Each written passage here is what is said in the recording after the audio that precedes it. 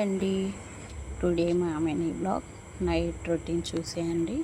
Night రోజు నేను డిన్నర్లోకి vegetable pulao చేశాను. ఎలా చేస్తున్నాను ప్రాసెస్ చూసేయండి. ముందు గీ వేసుకొని తర్వాత కొంచెం అందులో ఆయిల్ వేసుకొని బిర్యానీ సామాన్లు ఉంటాయి కదండి, ఆకు లవంగం యాలకులు దాల్చిన చెక్క ఏమేమి ఉంటాయో అవన్నీ వేసేసుకున్నాక కొంచెం జీడిపప్పు కూడా వేసుకోవాలి. జీడిపప్పు కూడా అందులో బాగా ఫ్రై అయినాక ఆనియన్స్ వేసుకోవాలి.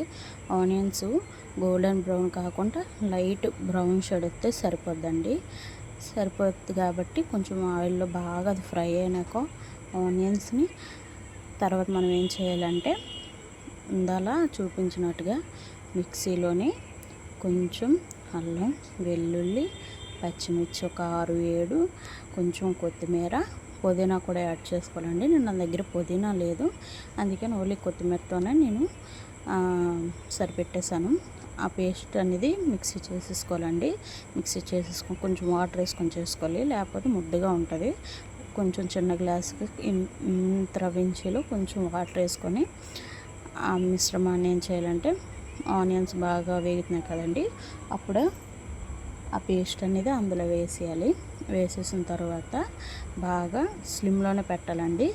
బాగా మిశ్రమాన్ని వేసి కలిపేసిన తర్వాత మన దగ్గర వెజిటేబుల్స్ ఏమైనా ఉన్నా క్యారెట్ కానీ బీన్స్ చిక్కుడు అంటారు కదండి, అవి వేసుకోవచ్చు. ఒక పొటాటో కూడా వేసుకోవచ్చు. నాకు అక్కడ బీన్స్ చిక్కుడు లేదు కాబట్టి నేను వేసుకోలేదు, స్కిప్ చేసాను.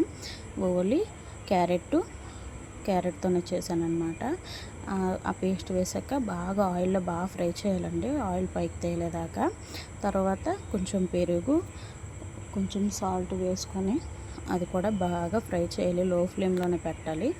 ఒక 3 minutes అయితే బాగా ఆయిల్ కూడా పైకి తేలుతుంది అనమాట. తేలాక మనం అందులోని 2 గ్లాసుల రైస్ తీసుకున్నానండి. 2 గ్లాసుల రైస్కి 4 గ్లాసులు వాటర్ వేసుకోవాలి. ఎక్స్ట్రా కూడా వేసుకోకూడదు, ఎందుకంటే రైస్ మనకు పొడిగా రాకుండా ముద్దగా వచ్చేది అనమాట. సేమ్ ఎంత క్వాంటిటీలో రైస్ తీసుకున్నామో అంత క్వాంటిటీలో వాటర్ కూడా తీసుకోవాలి. బియ్యాన్ని బాగా 2 సార్లు కడిగేసిన తర్వాత ఒక 5 నిమిషాలు నానబెట్టాలి. నానబెట్టేసిన తర్వాత ఈలోపు మనం ఇంతలా పెట్టుకున్నాం కదండి బిర్యానీకి ఎసరా, అది బాగా బాయిల్ అయ్యాక ఈ రైస్ని అందులో వేసేయాలి. వేసేసిన తర్వాత బాగా కలిపేసి ఒక 2 minutes హై ఫ్లేమ్లో పెట్టేసి తర్వాత బాగా దగ్గరికి అవుతున్న టైంలో లో ఫ్లేమ్లో పెట్టి దానికి మనము ఏదైనా బరువైనది ఒక రాయి కానీ ఏదైనా పెట్టుకోవాలి. చూసారా ఎంత బాగా కుక్ అయిందో.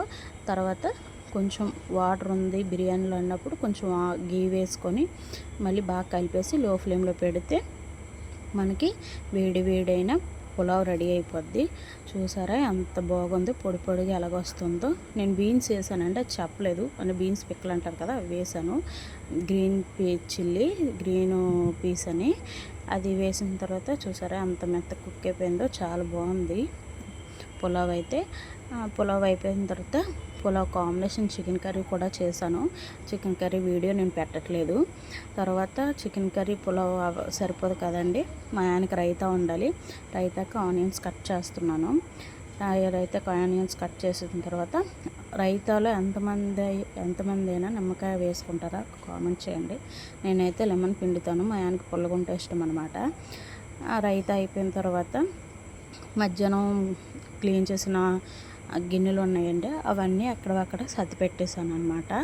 ఇదేం నా మినీ బ్లాగ్ అనమాట ఈరోజు. కొంచెం వెళ్ళే ముందు లైక్ చేసి సబ్స్క్రైబ్ చేసుకోండి ప్లీజ్. నేను యూట్యూబ్లో బాగా రన్ అవ్వాలని కోరుకుంటున్నాను. ప్లీజ్ నాకు సపోర్ట్ చేయండి, ఓకేనా.